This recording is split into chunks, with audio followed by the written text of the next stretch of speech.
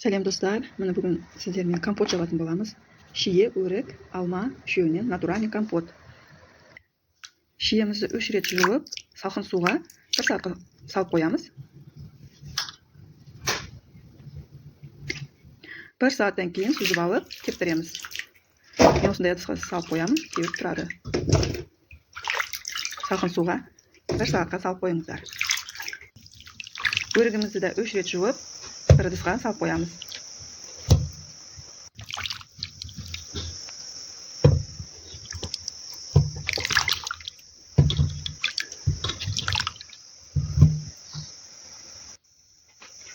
Өрігіміз бен шиеміз дайын, жуылған.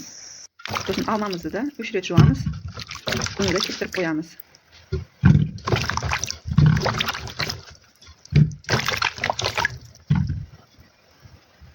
Сосын алмамызды видеода көрсетілгендей дәл осылай тураймыз.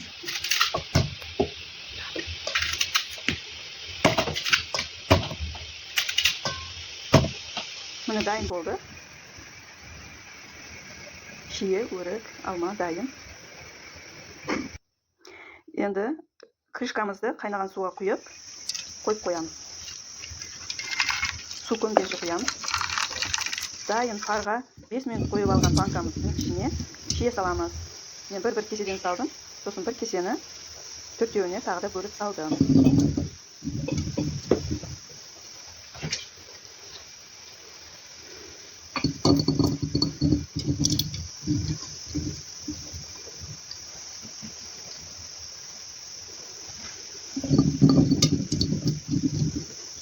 Осылай шиемізді салып аламыз.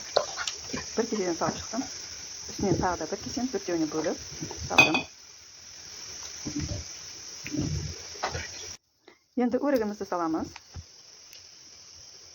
Шие, өрік, алма, үшеуі өте керемет компот болады. 20 жылдан бері осылай істеймін мен.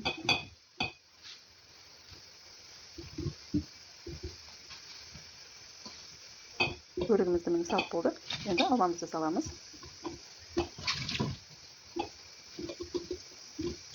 Дайылық заты салып болған соң, мінекей салып болдық.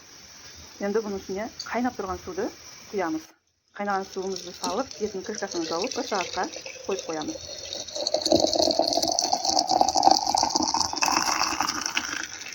Bir сағаттан кейін суыны бір ыдысқа осылай құйып аламыз. Өзінің суыны қайта шекер салып, қайнатып, қайта құйып жабамыз. Мінекей құйып алып жатырмын мен. Менде барлығы 2 литрлік банка. 2 литр банкіге 1 пелай шекер саламыз. Мысалы, мына жерге 5 банка суыны төккен болсақ, 5 пелай шекер саламыз.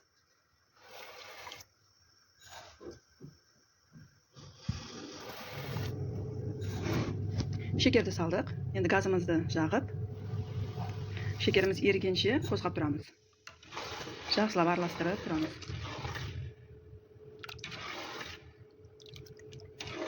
Шекеріміз толықтай ериді. Сосын қайнап шыққан соң, жаңағы банкімізге құйып, банка жабатын көмегімен крышкамызды бұрап жауып қоямыз.